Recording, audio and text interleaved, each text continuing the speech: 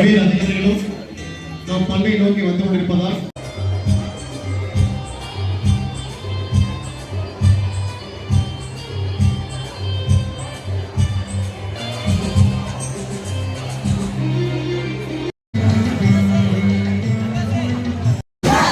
பாரதசிங் வருகிறோடு இந்த நிகழ்வை நாம் துவக்க இருக்கின்றோம்.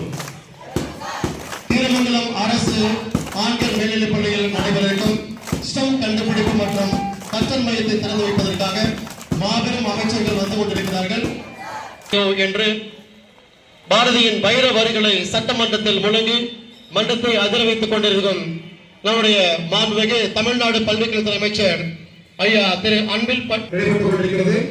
அனைவரும் கரவொலி எழுப்பி இந்த நிகழ்வை தொடங்குமாறு உங்களை அன்போடு கேட்டுக் கொள்கிறோம்.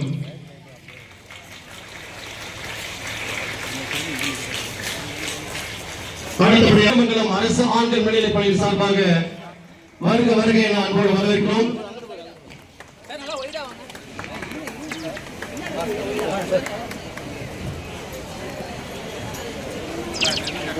கீரமங்கலம் அரசு ஆண்கள் மேல்நிலைப் பள்ளியில் தற்பொழுது ஸ்டெம் வினாக்களோடு மாணவர்கள் உற்சாகத்துடன் தங்களுடைய கனவுகளை எழுப்புமாறு அன்போடு கேட்டுக்கொள்கிறோம். புதுக்கோட்டை மாவட்டத்தில் வேறு எந்த பள்ளியிலும் இல்லாத ஸ்டெம் இனோவேஷன் சென்டர் கீழ்தான் தொடங்கப்படுகிறது என்பதை நாம் பெருமையுடன் தெரிவித்துள்ள கடமைப்பட்டுள்ளோம்.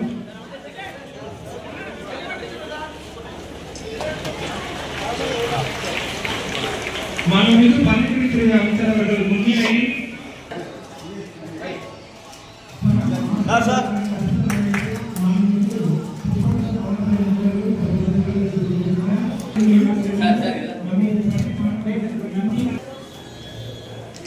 இந்த எஜுகேஷன் சொல்ற அந்த 30 செகண்ட்ஸ்க்கான கண்டென்ட் எல்லாம் இதுல யூடியூப் சேனல் நான் பண்ணிருக்கீங்க வளர்ச்சி குறைபாடு அதிக விவசாயிகள் எல்லாமே சோ என்னென்ன ஊட்டச்சத்துக்கள்லாம் இருக்குது அப்படின்னு பாத்தீங்கன்னா carbohydrate, protein, iron and calcium. இந்த கார்போஹைட்ரேட் என்னன்னு பாத்தீங்கன்னா அடுத்து புரோட்டீன் அப்படிங்கிறது நம்மளுடைய செல்களின் வளர்ச்சியை உடலின் வளர்ச்சியை குறிக்கிறது. நெக்ஸ்ட் பாத்தீங்கன்னா அயர்ன் அப்படிங்கிறது ஹீமோகுளோபின் உற்பத்தியை கொடுக்குது. அது வந்து நமக்கு தேவையான ஆக்சிஜனை கொடுக்குது. நெக்ஸ்ட்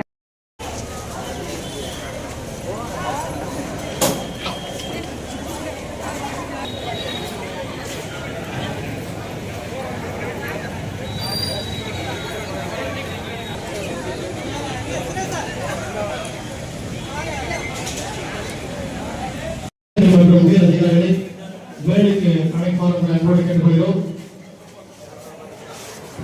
மாண்புமிகு தமிழ்நாடு பள்ளிக்கல்வித்துறை அமைச்சர் ஐயா திரு அன்பில் மகேஷ் பொய்யாமொழி அவர்களையும் மாண்புமிகு இயற்கை வளம் கழிவுகள் மற்றும் சுரங்கத்துறை அமைச்சர் ஸ்டெம் ஆய்வகங்களை அமைத்து வருகிறது. அதன் அடிப்படையில் இன்றைய தினம் நமது புதுக்கோட்டை மாவட்டத்தில் கீரமங்கலம் அரசு ஆண்கள் மேல்நிலைப் பள்ளியில் ஸ்டெம் கண்டுபிடிப்பு மற்றும் கற்றல் மையத்தின் திறப்பு விழாவில் அதற்கு மரியாதைக்குரிய மாவட்ட ஆட்சித்தலைவர் அவர்கள் தலைமையேற்று நடத்தி தருமாறு விழாக்களின் சார்பில் கேட்டுக்கொள்கிறேன். நிகழ்ச்சியின் தொடக்கமாக தமிழ்தாய் வாழ்த்து அனைவரும் எழுந்து நின்று பாடுமாறு அன்போடு கேட்டுக்கொள்கிறேன்.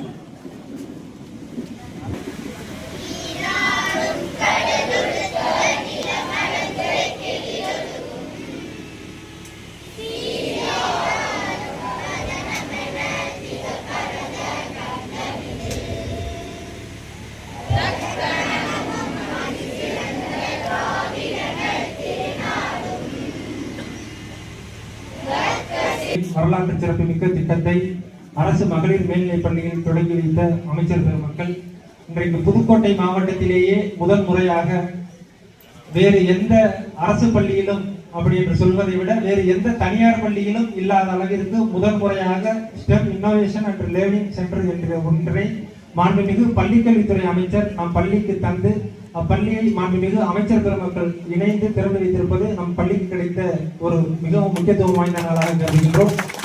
கற்பித்தல் ஆய்வகத்தை திறந்து வைத்து சிறப்பித்துக் கொண்டிருக்கக்கூடிய மாண்புமிகு பிற்படுத்தப்பட்டோர் நலத்துறை அமைச்சர் அவர்களை வருக வருக என வரவேற்று வருகிறோம்.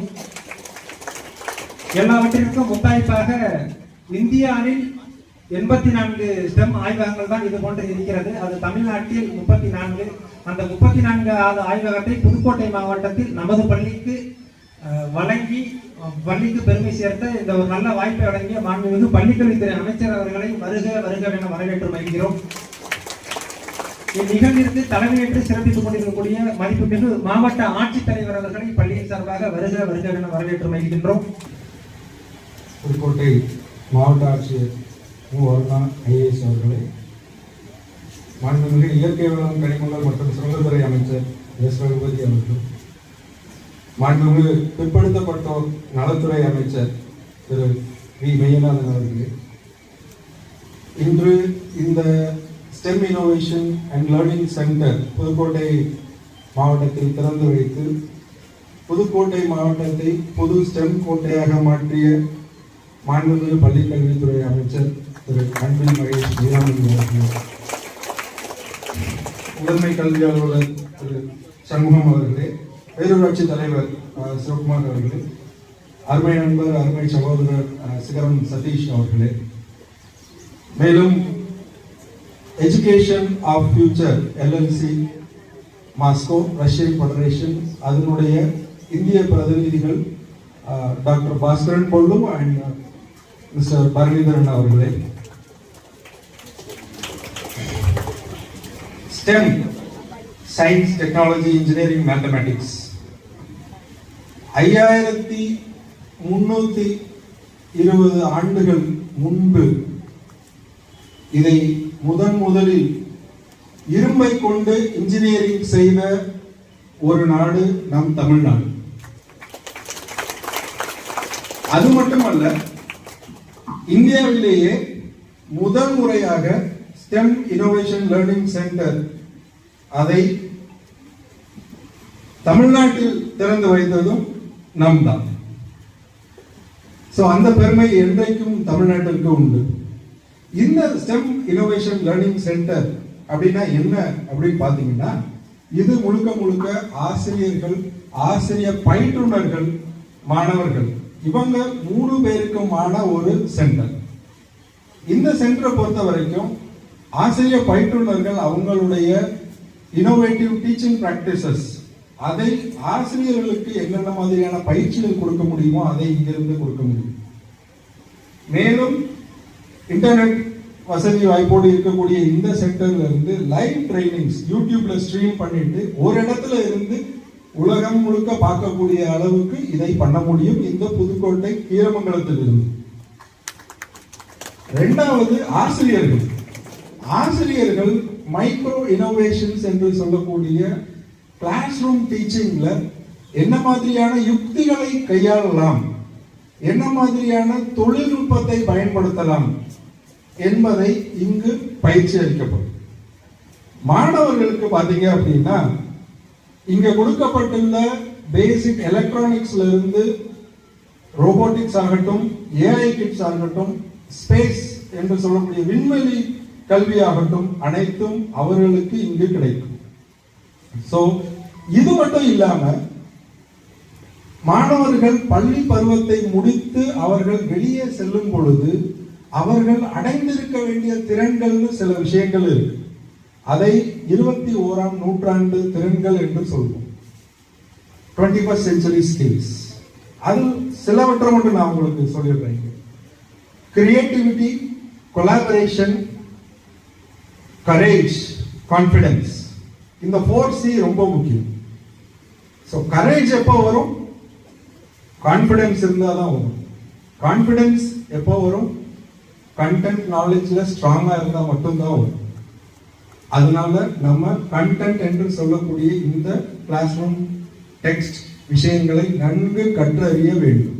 இது எல்லாத்துக்கும் பேசிக்கான ஒரு விஷயம். இதை தாண்டி டிஜிட்டல் லிட்ரஸி என்று சொன்ன உடனே நேற்றைய தினம் நம்மளது அரசு ஸ்டேட் எஜுகேஷன் பாலிசி அதை வெளியிட்டிருக்கிறாங்க. அதுல நிறைய விஷயங்கள் இருக்கு, அருமையான விஷயங்கள். எல்லா பாலிசி விஷயங்களும் அதுல அவ்வளவு எப்படி நம்ம தொலைநோக்கு பார்வையோட நம்ம மாணவர்கள் கல்வி எவ்வாறு இருக்க வேண்டும் என்று அதை ரொம்ப அனலைஸ் பண்ணி அதை கொடுத்துருக்குறாங்க. அதுல ரெண்டு விஷயம் எனக்கு ரொம்ப சொல்லணும்ன்ற விஷயம் என்ன அப்படின்னு பாத்தீங்கன்னா 21st century skills. அதுல அவ்வளவு அருமையா கொடுத்துருக்கு. எவ்வாறு நாம் 21ஆம் நூற்றாண்டு திறனை அதில் நம்ம கொண்டு வருவோம். அதுல டிஜிட்டல் லிட்ரஸின்ற காம்பனன்ட் ரொம்ப முக்கியமா சொல்லப்பட்டிருக்கு. டிஜிட்டல் லிட்ரஸி என்று சொல்லும் பொழுது அதுல ஏஐ, கோடிங், ரோபோட்டிக்ஸ் அனைத்தும் அதுல சொல்லப்பட்டிருக்கிறது. அது மட்டும் இல்லாம ஐ திங்க் இங்கதான் இந்த பாலிசியில தான் இந்த கிளைமேட் ஆக்ஷனை பத்தி நம்ம பேசுறோம். எப்படி என்வாயர்மெண்ட் வந்து நம்ம பாதுகாக்கணும், இயற்கை வளங்களை எவ்வாறு பாதுகாக்கணும், எப்படி அந்த வேஸ்ட் மேனேஜ்மெண்ட் அப்படின்னு சொல்லக்கூடிய அந்த இதை எப்படி செக்ரிகேட் பண்ணணும், ரெடியூஸ், ரீயூஸ், ரீசைக்கிள் அதெல்லாம் எப்படி இருக்கணும், இதெல்லாம் பாலிசி லெவல்ல சொல்லப்பட்டிருக்கிறது. ஸோ இது அனைத்தும் மாணவர்கள் இப்போ இருந்தே நீங்க அதை கத்துக்கணும். ஏன்னா இது இந்த திறன்கள் எல்லாம் என்வாயர்மெண்ட் ஸ்டீவர்ட்னஸ்ன்றது வந்து நீங்க இங்கிருந்து கத்துக்கணும். பள்ளி படிப்பை முடித்து வெளியில போகும்போது இதெல்லாம் நீங்க அடைந்திருக்கணும். ஸோ அப்போ அதுக்கான ஒரு இடமாக இந்த STEM Innovation Learning Center இருக்கும். அது மட்டும் இல்லை, இந்த STEM Innovation Learning Centerக்கு ஒரு டெடிகேட்டட் ஒரு STEM ட்ரெயினர் இங்கே இருப்பார். அவர் ஒவ்வொரு நாளும் பள்ளிகளில் நீங்க என்னென்ன பாடம் கத்துக்கணுமோ அனைத்தும் உங்களுக்கு அதை சொல்லிக் கொடுப்பார். இந்த STEM Innovation Learning Center Keeramangalam Pudukkottai மாவட்டத்துக்கு வர்றதுக்கு 2 பேர் காரணம்.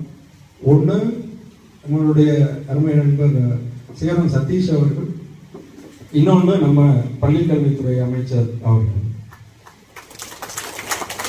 இது ஏதோ நான் அமைச்சரை பத்தி சொல்லணுன்றதுக்காக நான் சொல்றேன். ஏன்னா இதுக்கு பின்னாடி ஒரு கதை இருக்கு. நான் அதை மட்டும் சொல்லி முடிச்சுட்டு நேரம் கம்மியா இருக்கு, ரொம்ப பேச முடியும். 2023 எங்களுடைய முதலான அந்த STEM Innovation Learning Center இந்தியாவிலேயே தமிழ்நாட்டில் சென்னையில் நம்ம ஆரம்பிச்சோம்.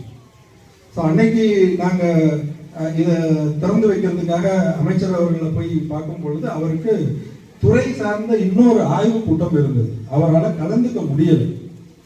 அப்போ அவர்கள் சொன்னாரு, நான் ஆன்லைன்ல கலந்துக்கிறேன், ஏன்னா இது ரெண்டுமே ஒரே டைம்ல இருக்கிறதுனால துறை சார்ந்த ரிவ்யூ ரொம்ப முக்கியம், அதுக்கு போயிட்டு வந்துடுறேன். சரி, ஓகே ஃபைன். ஏன்னா நிறைய விஷயங்கள் அந்த மாதிரி மீட்டிங்ஸ் இருக்கணும், நாங்கள் வந்துட்டோம். அப்போ இன்னொரு விஷயம் சொன்னாங்க, உதவியாளர்கிட்ட நீங்க கேட்டுக்கங்க எப்படி ஆன்லைன்ல கனெக்ட் பண்றது, எந்த இடத்துல எந்த டைம் இல்லாம. இப்போ உதவியாளர் அவங்க சொன்னாங்க, அது நாங்கள் போற இடம் ரொம்ப ரிமோட்டான இடம், ஸோ ஆன்லைன்ல இன்டர்நெட் இஷ்யூலாம் இருக்கும், அது கஷ்டம் அப்படின்னு. ஸோ அப்போ கூட நான் நினைச்சேன், சரி நம்மளது ஏதாவது சமாளிக்கிறதுக்காக சும்மா சொல்லி அனுப்பிச்சிட்டாங்க அப்படின்னு சொல்லிட்டு. அதுக்கப்புறம் எங்களுக்கு ஒரு கால் வந்தது, இன்டர்நெட்ல இந்த மாதிரி ப்ராப்ளம் இருக்கிறதுனால சாரோட வீடியோ வந்து உங்களுக்கு அனுப்பியிருப்போம் அப்படின்னு சொல்லிட்டு. ஸோ சரி, ஓகே, அது சொல்றது தானே அப்படின்னு சொல்லிட்டு நாங்கள் போயிட்டோம்.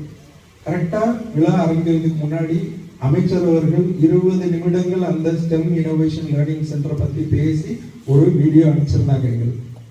அதை நாங்கள் அன்னைக்கு அத்தனை பேருக்கும் போட்டுட்டாங்க. இதுவும் அவரை பெருமைப்படுத்துறதுக்காக சொல்லணும்னு இல்லை, இவ்வளவு மெனக்கட வேண்டிய விஷயம் இல்லை. ஒரு அமைச்சர் வந்து ஒரு மாணவர்களுக்கு இந்த மாதிரி எங்களை போன்ற எத்தனையோ ஃபவுண்டேஷன்ஸ் வந்து கல்வித்துறையில நாங்க வேலை செய்யறோம். இவ்வளவு இறங்கி அதை முக்கியத்துவம் கொடுத்து இதை செய்யணும் அப்படின்னு வரும்பொழுது அவருடைய அந்த தலைமை பண்பு, லீடர்ஷிப் ஸ்கில், அது வியக்க வைக்கிறது. ஒரு தலைமை பொறுப்புல இருக்கிறதுனால நான் அதை ரிலேட் பண்ண முடியுது. 234 தொகுதிகளுக்கும் சென்று ஒருவர் இப்படி பள்ளிகளுக்கு சென்று ஆய்வு நடத்த முடியுமா? செஞ்சு காமிச்சிருக்கிறார். Be the change what you want to see in the world. இந்த உலகில் எந்த மாற்றத்தை விரும்புகிறாயோ அந்த மாற்றமாக நீ இரு.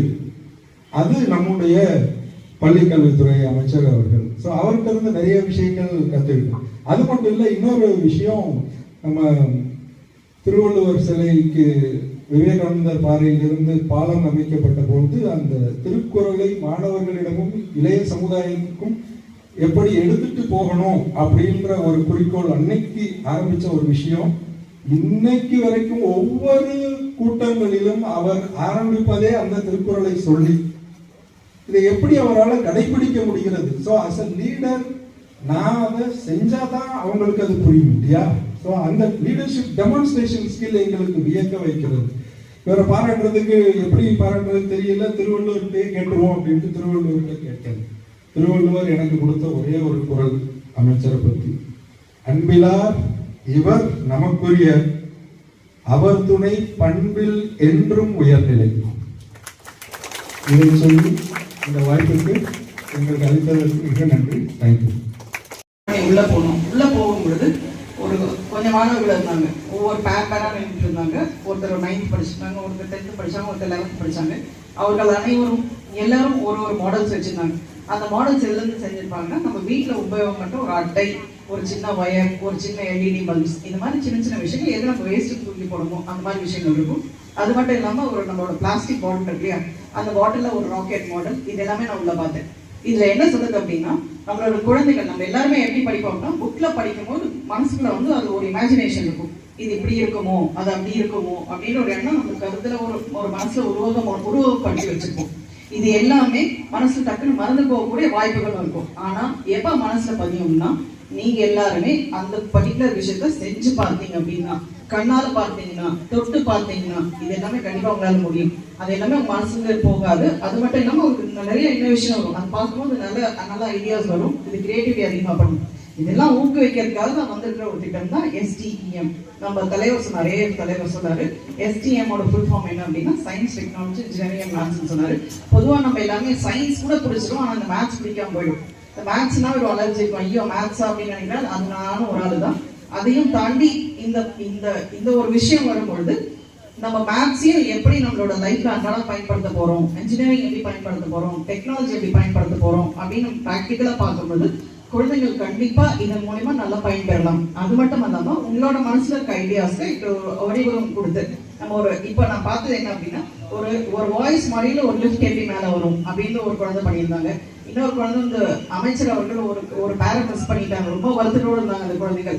ஒரு யானையோ ஒரு அனிமல்ஸோ ட்ராக்ல வந்து ட்ரெயின் இருக்கு, அதை அடிச்சது வந்து நாங்க சொல்லணுமே அப்படின்னு ரொம்ப ஆசையோடு இருந்தாங்க. அந்த அளவுக்கு ஒரு ஆர்வத்தை கிரியேட் பண்றது இந்த மாதிரி ஒரு இனோவேஷன் லேப்ஸ் தான். அது அமைச்சர் பார்க்க அவங்க ரொம்ப வருத்தப்பட்டு மீண்டும் அடிச்சு அமைச்சர்கிட்ட அவங்க சொன்னவங்களே ஒரு சந்தோஷம் இருந்தது. ஸோ இந்த மாதிரி ஒரு குழந்தைகள் தானா அதை செய்யும் போது அதை மற்றவங்க பார்த்து நான் இதெல்லாம் சொல்யூஷன் கண்டுபிடிச்சிருக்கேன். டே டு டே மற்றும் கற்றல் மையத்தினுடைய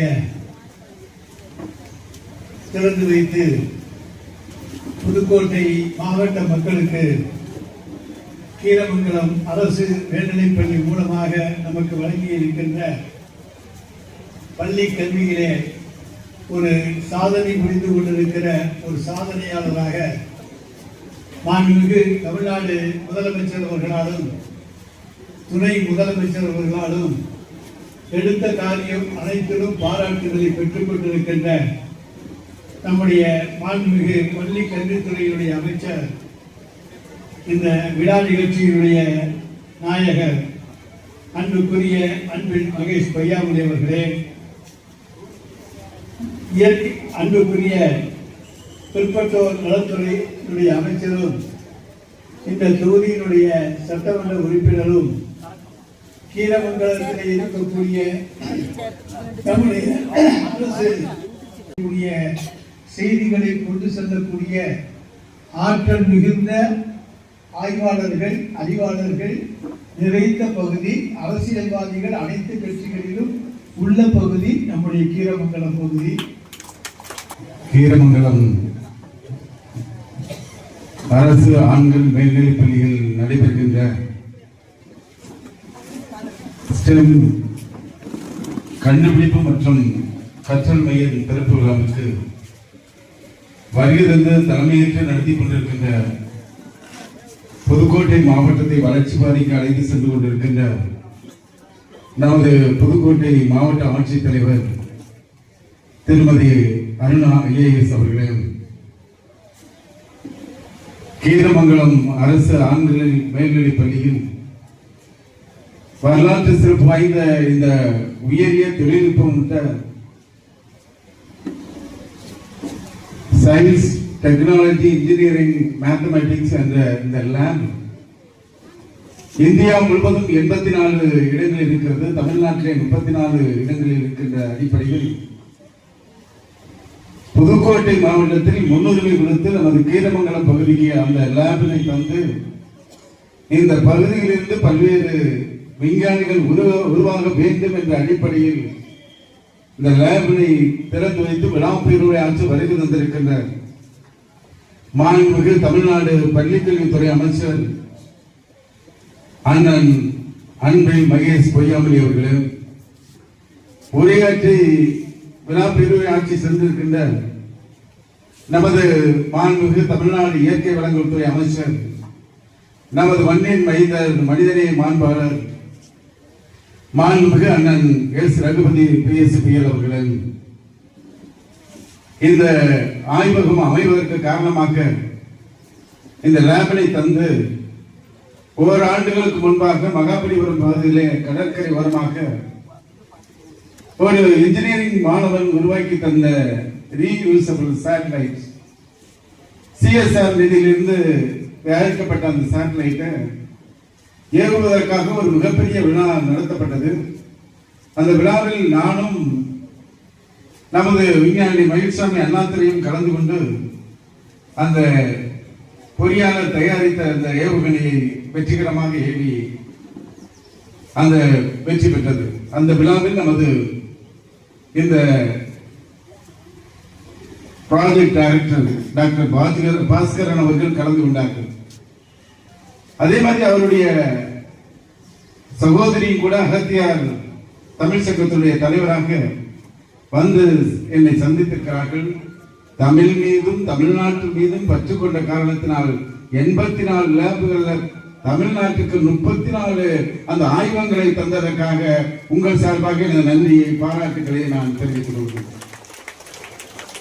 அதே மாதிரி முதன்மை கல்வி அலுவலர் மரியாதைக்குரிய திரு கு சண்முகம் அவர்கள், பேரூராட்சி தலைவர் KC சிவகுமார் அவர்கள், மாநிலங்களவை உறுப்பினர் மரியாதைக்குரிய மாண்புமிகு MM அப்துல்லா அவர்கள் இந்த விழா இங்கே நடைபெறுவதற்கு காரணமாக இருந்து இந்த லேபனை பெற்றுத் தந்து அகல் விளக்கு என்ற அருமையான திட்ட தொடக்க விழாவுக்கு உறுதுணையாக நின்றிருக்கின்ற ஆசிரியர் மனசு திட்டத்தினுடைய திட்ட ஒருங்கிணைப்பாளர், இந்த பகுதியுடைய அருமை சகோதரர் சிகரம் சதீஷ்குமார் அவர்களே, மற்றும் இந்த விழாவில் பங்கெடுத்திருக்கின்ற மரியாதைக்குரிய அண்ணன் சந்திரசேகரன் அவர்களே, KPKT தங்கமணி அவர்களே, அரு வடிவேல் அவர்களே, சுப சண்முகநாதன் அவர்களே, KS ரவி அவர்களே, ஞான இளங்கோவன் அவர்களே, மற்றும் இந்த கூட்டத்தில் இந்த விழாவில் பங்கெடுத்திருக்கின்ற இந்த பகுதியை சார்ந்த பெரியவர்களே, ஆண்டோர் சார்ந்தோர் பெருமக்களே, ஆசிரியர் பெருமக்களே, மாணவ செல்வங்களே, பத்திரிகை மற்றும் ஊடகத்துறை நண்பர்கள், உங்கள் அனைவருக்கும் எனது வணக்கத்தை அன்போடு தெரிவித்துக் கொள்கின்றேன். கிட்டத்தட்ட 93 ஆண்டுகள் பழமையான நமது அரசு ஆண்கள் மேல்நிலைப் பள்ளியானது இங்கே பல்வேறு ஆசிரியர்களை, பொறியாளர்களை உருவாக்கி தந்திருக்கிறது. இந்த பள்ளியிலிருந்து பல்வேறு விளையாட்டு வீரர்களையும் உருவாக்கி தந்திருக்கிறது. அருகிலே கட்டப்பட்டிருக்கின்ற இந்த ஓட்டிலான கட்டிடம் என்பது யாராலும் எந்த காலத்திலும் அதில் செங்கலை கூட உடைக்க முடியாத ஒரு வலிமையான கட்டிடத்தை நம் முன்னோர்கள் இந்த பள்ளிக்காக உருவாக்கி தந்திருக்கிறார்கள் என்பதை பார்க்கின்ற பொழுது பள்ளியினுடைய பெருமை நமக்கு அடையாளமாக இருக்கிறது. நேற்றைய தினம் நமது மாண்புமிகு தமிழ்நாடு முதலமைச்சர் அவர்களும் மாண்புமிகு தமிழ்நாடு துணை முதலமைச்சர் அவர்கள் முன்னிலையில் நமது மாண்புமிகு தமிழக பள்ளிக்கல்வித்துறை அமைச்சர் அவர்கள் மாநில கல்விக் கொள்கை 2025 அறிவித்த பொழுது தமிழ்நாடு மட்டுமல்ல இந்தியாவே மிகப்பெரிய அதிர்வலைகளை ஏற்படுத்தியது. ஒரு மாநில அரசாங்கம் மாநில கல்விக் கொள்கையை உருவாக்கி இன்றைக்கு அந்த அறிவிப்பை தந்திருக்கின்ற அந்த சாதனை பார்க்கின்ற பொழுது யாரும் தமிழ்நாட்டில் இப்படி ஒரு மாநில கல்விக் கொள்கை உருவாக்குவதற்கு வாய்ப்பே இல்லை என்ற அடிப்படையில் பேரறிஞர் பெருந்தகை அண்ணா உருவாக்கி தந்த இருமொழி கொள்கையை தொடரும் என்று அறிவித்திருக்கிறார் நம் தமிழ்நாடு முதலமைச்சர் அவர்கள். அதே மாதிரி மனப்பாடம் செய்வதை தவிர்த்து நம் மனதில் அந்த பாடங்களை புரிந்து பதிவு செய்ய வேண்டும் என்ற திட்டத்தை தந்திருக்கிறார். விளையாட்டுத்துறைக்கு கூடுதல் முக்கியத்துவம் தர வேண்டும் என்று சொல்லியிருக்கிறார். அதே மாதிரி பசுமை பள்ளிகள் திட்டத்தை தந்திருக்கிறார். சுற்றுச்சூழல் துறை அமைச்சராக இருந்த பொழுது முதலமைச்சர் வழிகாட்டுதலில் அதற்கான திட்டத்தை தயாரித்தேன். பசுமை பள்ளிகள் என்றால் மரங்கள் நிறைந்த பகுதி மட்டுமல்ல, இந்த பள்ளியில் பயன்படுத்துகின்ற மின்சாரம் நாம் தயாரிக்கக்கூடிய சோலார் மூலமாக தயாரிக்கக்கூடிய மின்சாரமாக இருக்க வேண்டும். ஒரு யூனிட் மின்சாரம் தயாரிப்பதற்கு 700 லிட்டர் தண்ணீர் நாம் செலவு செய்கிறோம். அந்த அடிப்படையில் அதை தவிர்ப்பதற்காக ஒரு சில 5 ஸ்டார் ஹோட்டல்ல வெளிநாட்டிலிருந்து வந்து தங்குகின்றவர்கள் அந்த ஹோட்டல்ல மின்சாரம், சோலார் மின்சாரம், ரெனவபிள் எனர்ஜி பயன்படுத்தப்படுகிறதா என்று பார்த்து ஆய்வு செய்துவிட்டு தான் அந்த ஹோட்டலுக்கு போவாங்க. அப்படி ஒரு தரம் வாய்ந்த பள்ளிகளாக உருவாக்குவதற்கு பசுமை பள்ளி திட்டத்தை உருவாக்கி தந்தேன். அதையும் நமது முதலமைச்சர் அவர்களும் பள்ளிக்கல்வித்துறை அமைச்சர்களும் இந்த மாநில கல்வித்துறையை சேர்த்ததற்காக இந்த மக்கள் சார்பாக எனது நெஞ்சார்ந்த நன்றியை தெரிவித்துக் கொள்கிறேன். தொடங்கி வைத்து இப்பொழுது ஆண்கள் மேல்நிலைப் பள்ளியில் அறிவு விளக்கு திட்டத்தை நாங்கள் தொடங்கிவிட்டோம். நம்முடைய அமெரிக்க இந்தியா ஃபவுண்டேஷனுடைய சார்ந்த பாஸ்கர் அவர்கள் எஜுகேஷன் ஆஃப் த ஃபியூச்சர் என்று மாஸ்கோலேருந்து ஒரு டீமே கீரமங்கலத்துக்கு கொண்டு வந்துட்டாங்க. அறிவியல் அப்படிங்கிறது உலகத்தை எவ்வளவு சின்னதாக இருக்குது பாருங்க. இங்கோ ரஷ்யால மாஸ்கோல இருக்கக்கூடிய டீம் நம்ம கீரமங்கல பகுதி வந்து பார்த்து விட்டு இது சார்ந்த அடுத்து என்ன முன்னெடுப்பு எடுக்கலாம் என்ற வருகை தந்திருக்க அந்த 2 பேருக்கும் என்னுடைய நன்றிகளையும் பாராட்டுகளையும் நான் தெரிவிக்கிறேன். ஆக இன்றைக்கு வருகை தந்திருக்க நம்முடைய மாணவ செல்வங்கள் அறிவு சார்ந்து மாணவர்கள் தமிழ்நாட்டு முதலமைச்சர் எப்படி சிந்திக்கிறார். நேற்று நம்முடைய மாநிலத்திற்கான கல்விக் கொள்கையை உருவாக்கிவிட்டு அவர் சொன்னது, மாணவ செல்வங்களை பொறுத்தவரைக்கும் அறிவு சார்ந்து மனம் படைத்தவர்களாக நாம் மாற்றி காட்ட வேண்டும். மனப்பாடம் பண்ணிட்டு போய் பரீட்சை எழுதுவதை காட்டிலும் புரிந்து கொண்டு போய் பரீட்சை எழுத வேண்டும். எதிர்காலத்திற்கு என்னென்ன தேவை என்பதான் தொலைநோக்கு பார்வையோடு திட்டங்களாக கொண்டு வர வேண்டும். இப்படி ஒவ்வொன்றையும் மாணவ செல்வங்கள் அறிவு சார்ந்து அதன் ஒரு தொடர்ச்சியாக அடுத்த நாளே இன்னைக்கு புதுக்கோட்டை கீரமங்கலத்தில் வந்து அறிவியல் மையத்தை நாம் உருவாக்கிறோம் என்று சொன்னால், அறிவியல் மையம் என்ற வார்த்தையை பார்த்தீங்கன்னா உங்களுடைய அறிவு சார்ந்து மையப்படுத்தக்கூடிய ஒரு மையத்தை நாம் உருவாக்கி இருக்கிறோம். அந்த லேபை திறக்கும் போது அங்க உள்ளே இருக்கின்ற அந்த பிள்ளைங்கள்லாம் எங்களுக்கு அதற்கான ப்ராஜெக்ட் அவங்க விளக்குன விதம், சார் ஐஓடினா என்ன தெரியுமா சார், ஆர்ஏபினா என்ன தெரியுமா சார், இந்த இருக்க இந்த போர்டுல இருக்க இந்த சிப்போட பேர் என்ன தெரியுமா சார், எப்படி செயல்படுது தெரியுமா சார் என்று சொல்லும் போது, என்னதான் ஒரு எம்சிஏ கிராஜுவேட்டாக இருந்தாலும் நீ சொல்லுப்பா நான் தெரிஞ்சுக்கிறேன் என்று நான் இருந்து அவனை கேட்கும்போது அவ்வளவு பெருமையாக, தமிழ்நாட்டில் இருக்கின்ற புதுக்கோட்டையில ஒரு பேரூராட்சியில கீரமங்கலத்தில் ஒரு ஸ்கூலுக்கு நான் வந்து அந்த பிள்ளைங்களை பேச விட்டு வேடிக்கை பார்க்கறது அந்த பெருமை வந்து தந்தைக்கு மட்டுமே இருக்கக்கூடிய அந்த உணர்வை இன்றைக்கு நாங்கள் அனைவரும் பெற்றுக்கிற அளவுக்கு இதற்கு மூல காரணமாக இருக்கிற நம்முடைய பாஸ்கர் தீனதயாளனுக்கு நன்றியை நான் நினைச்சு பாருங்க. ஒரு அமெரிக்க இந்தியா ஃபவுண்டேஷனோட திட்டம் ஏற்கனவே ஒட்டுமொத்த இந்தியாவுக்கு சேர்த்து அவர் நிதி ஒதுக்கணும் இந்த மாதிரி லேபுக்கு. அவர் சொல்றாரு, நான் தமிழனா ஆயிட்டேன், அதனால ஒட்டுமொத்த இந்தியாவில் 84 இருந்தாலும் அது 34 நான் தமிழ்நாட்டுக்கு கொண்டு வருவேன் என்று சொல்லி, கிருஷ்ணகிரி மாவட்டமாக இருந்தாலும் சரி, நாகையாக இருந்தாலும் சரி, திருச்சியாக இருந்தாலும் சரி, அல்லது திருவள்ளூருக்கு முடித்து விட்டு நேரடியாக புதுக்கோட்டைக்கு வந்துட்டான் அவர் கூட்டிட்டு இருந்தாங்க. ஸோ எங்களை பொறுத்த வரைக்கும் உங்களுக்கு எதிர்பார்க்கிறது, மாணவ செல்வங்கள் எதிர்பார்க்கிறது அறிவியல் சார்ந்து சிந்தியுங்கள். யாரு சொன்னாலும் தந்தை பெரியார் சொல்றது போல நானே சொன்னாலும் முழுமையாக நம்பிடாத, உனக்குன்னு பொது அறிவு இருக்கு இல்லையா, அந்த அறிவை பொருத்தி பார், அது நியாயம் என்று சொன்னா எடுத்துக்க. ஆக அப்படி அறிவியல் சார்ந்து நீங்கள் சிந்திக்க வேண்டும், செயல்பட வேண்டும் என்பதற்காக தான் நீங்க தமிழ்நாட்டுடைய முதலமைச்சர். ஏன் ஒட்டுமொத்தமாக இன்றைக்கு ஒவ்வொருவரும் சொல்றது என்ன, நம்மளுடைய கான்ஸ்டிடியூஷன் என்ன சொல்றது, அரசியலமைப்பு சட்டம் என்ன 51AH என்ன சொல்கிறது, நம்முடைய குடிமக்கள் அனைவரையும் அறிவியல் சார்ந்து சிந்தித்து வைக்க வேண்டும், அது மிகப்பெரிய கடமை என்று சொல்கிறார்கள். மூட நம்பிக்கைக்கு பின்னாடி போயிடாதீங்க, பிற்போக்கு சிந்தனை நம்பி போயிடாதீங்க, முற்போக்கு சிந்தனையோடு நீங்கள் சிந்தித்து பார்க்க வேண்டும் என்று சொன்னால் அறிவியலை கையில் எடுங்கள் என்று தந்தை பெரியார் பெரிய அண்ணா முத்தமிழ் கலைஞர் இவருடைய ஒத்த உருவமாக இருக்கக்கூடிய நம்முடைய மாநில தமிழ்நாட்டு முதலமைச்சர் வரைக்கும் உங்கள்கிட்ட ஆசைப்படுவது வேண்டுகோள் வைப்பது ஒன்றுதான். ஆக வரை தந்திருக்கின்ற மாணவ செல்வங்கள் இது போன்ற லேப்ஸ் வரும்போது நல்ல விதத்துல பயன்படுத்திக்கோங்க. நீங்க அறிவு சார்ந்து முதல்ல ஏன் எதற்குன்னு கேள்வி கேட்க கத்துக்கோங்க. அப்படியே சொன்னாங்க, அப்படியே கேட்டுட்டேன், அப்படியே பரிச்சை எழுதுனேன், ஆனா எதுவுமே கத்துக்கல அப்படின்னு இருந்துடக்கூடாது என்பதற்காகத்தான் அறிவியல் சார்ந்து இந்த சயின்டிபிக் டெம்பர் என்று சொல்லிக்கிறோம், சயின்டிபிக் ஆட்டிடியூட் என்று சொல்லிக்கிறோம். சயின்டிபிக் ஆட்டிடியூடுங்கிறது அறிவியல் சார்ந்த மனப்பான்மை.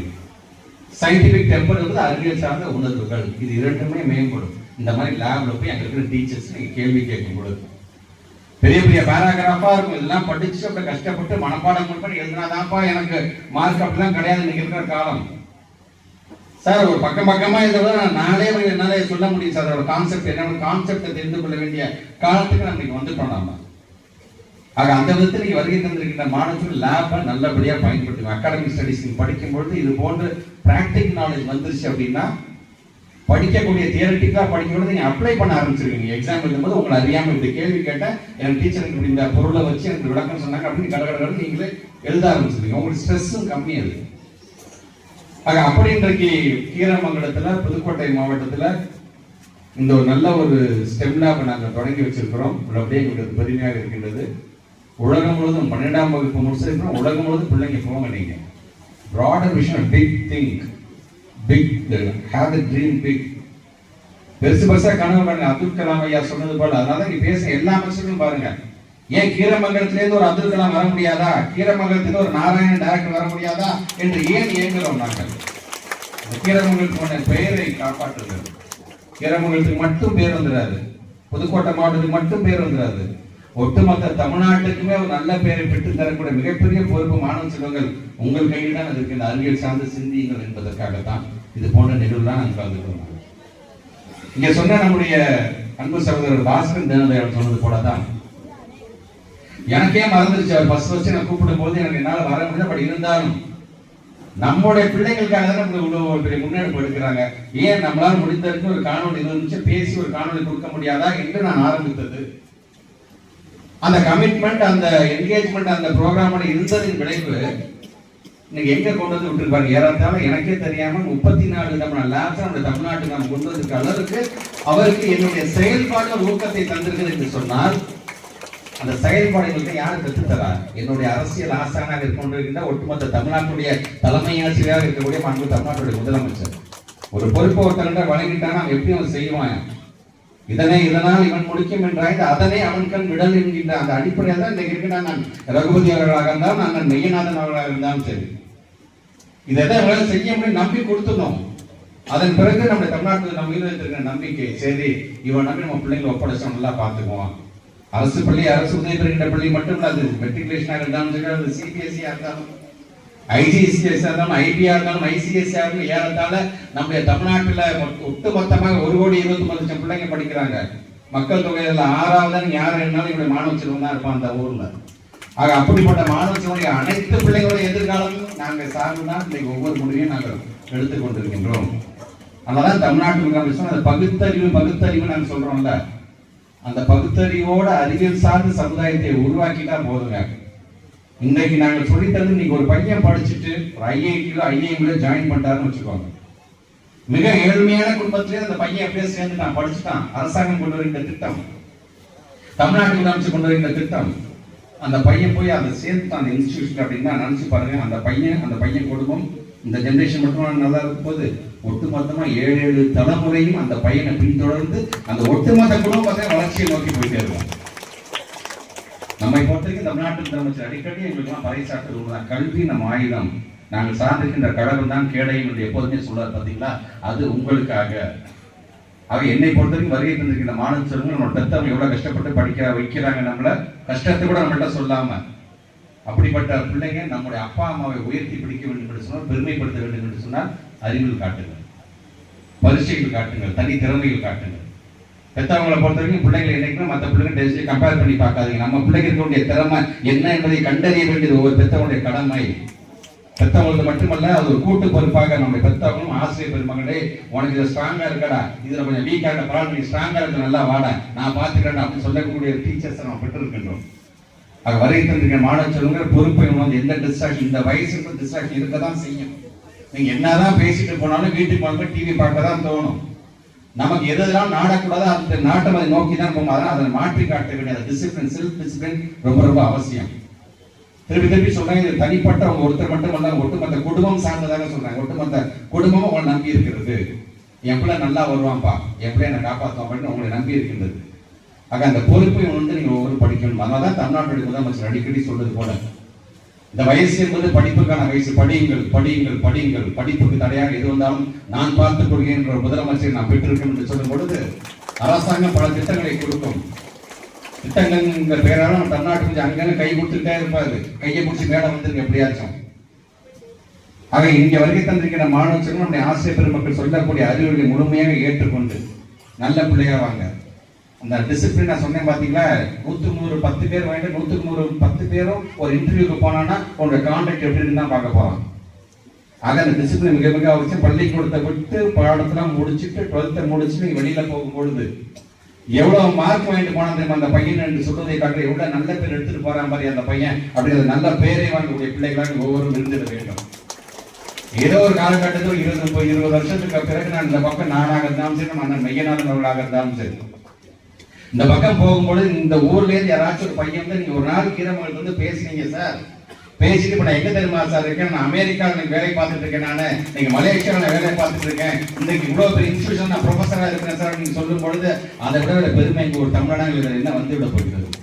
ஆக அந்த விதத்தில் வருகை தந்திருக்கின்ற மாணவ செல்வங்களும் ஆசிரியர் பெருமக்களும் கீரமங்கலத்துக்கும் இந்த மேல்நிலை பள்ளிக்கும் நல்ல பெயரை பெற்றுத்தார்கள். இன்னும் என்னென்ன எங்களால் கொண்டு வர முடியுமோ தமிழ்நாட்டுடைய முதலமைச்சருடைய வழிகாட்டுதன்படி அப்படிப்பட்ட அத்தகைய திட்டங்களை நாங்களும் கொண்டு வருவோம் என்று சொல்லி உங்கள் அனைவருக்கும் என்னுடைய வாழ்த்துக்களையும் பாராட்டுகளையும் தெரிவித்து இந்த உரையை நிறைவு செய்கிறேன். நன்றி, வணக்கம்.